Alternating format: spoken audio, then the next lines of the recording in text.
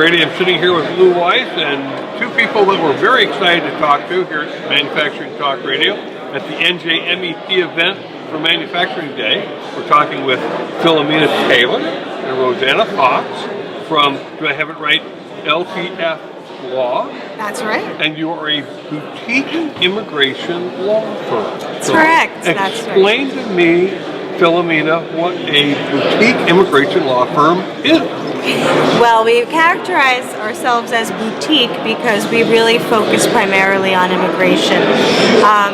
We are really in this niche field. We can advise employers of all sizes on all aspects of employment-based immigration. So we work with manufacturing companies a lot.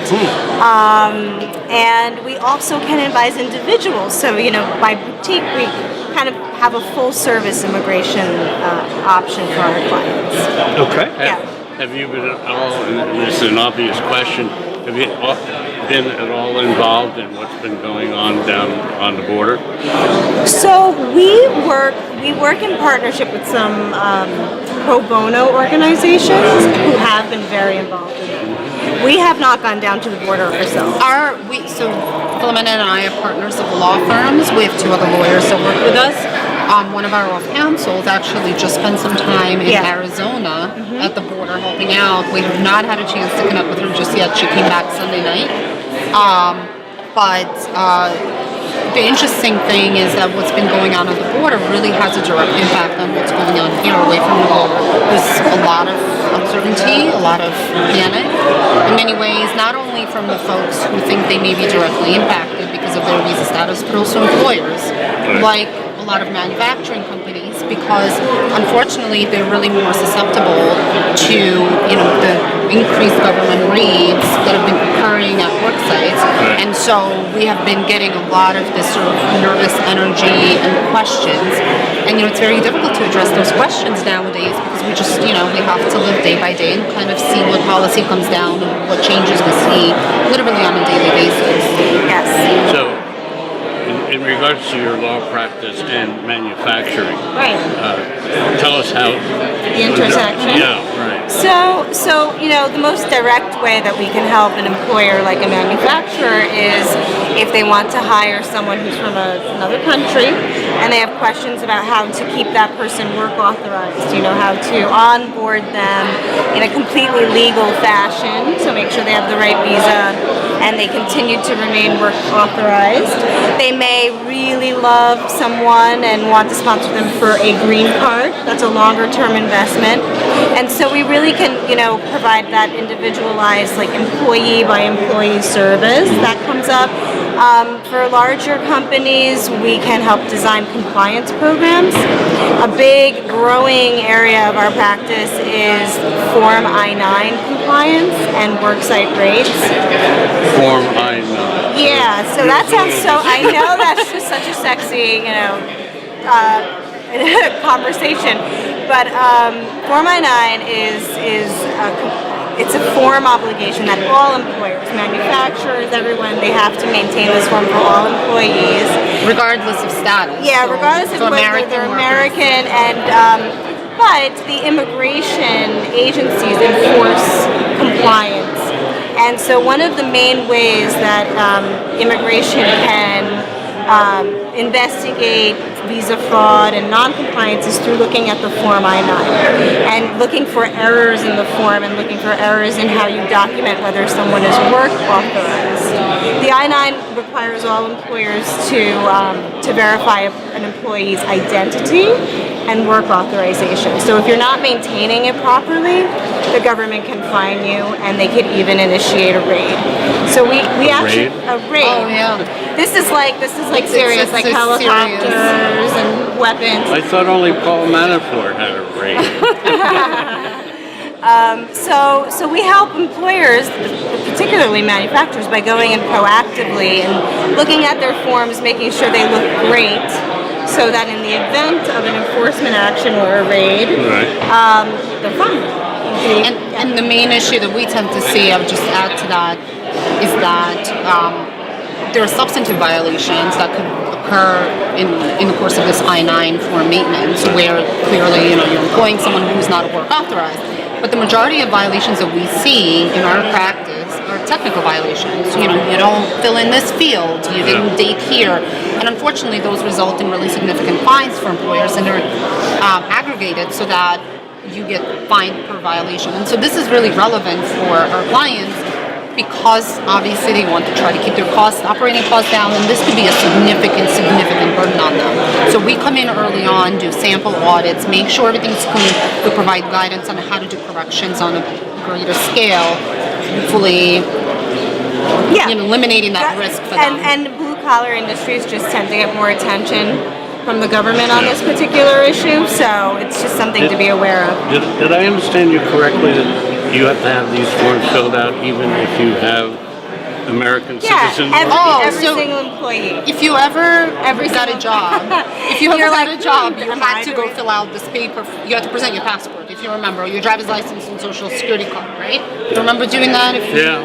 That's the completion of Form I-9 for everybody. Another issue that we see is a lot of times if there isn't like an internal human resources department, people don't really know who's handling the I-9, and the process can be a bit disjointed, not organized properly. So we help kind of rein it in. A lot of employers don't realize they're even obligated to do it. They might not know what that form is. I got to go back to the office and make sure we have these filled out. Yeah, call me if you don't. Rosanna, I want to ask you, because in addition to the I-9s, there's an I-20 hanging out there.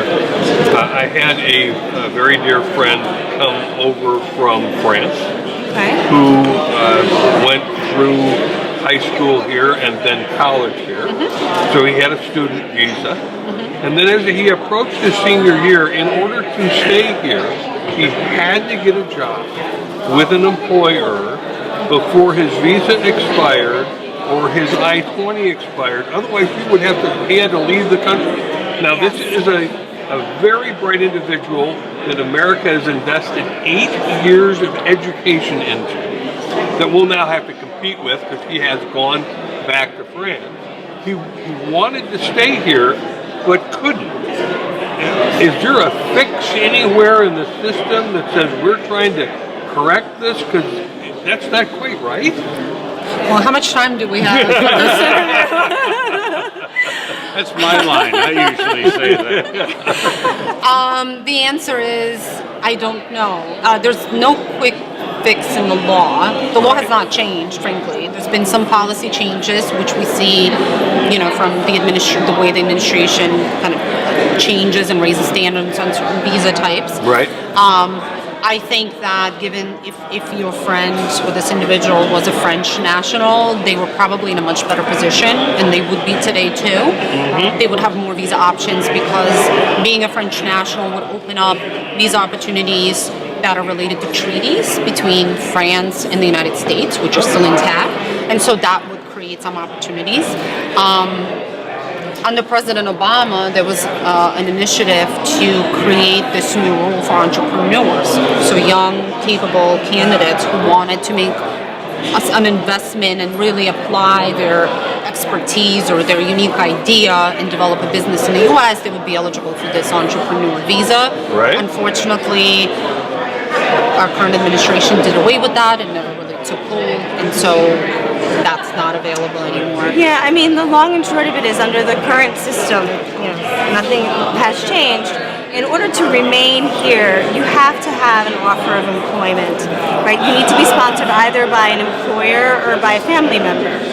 And so if you don't have that, another alternative where we can really bring some creative lawyering in is starting a business. But not everyone is inclined to start a business. Not everyone has the money to start a business. So, a lot of foreign students are scurrying around at the end of their student status to really try to get a job. And they're actually less competitive in the job market because an employer has to invest a lot of money into sponsoring them. The visa costs money to pay the government filing fees. Right. And then on top of that, it's probably wise to hire a lawyer because now especially there's a lot of pushback lot of scrutiny, governments denying cases more readily, issuing what we call requests for evidence to basically really ask employers to document very well the eligibility criteria for work visas. So it's tough. It's tough for foreign students to stay Right. here.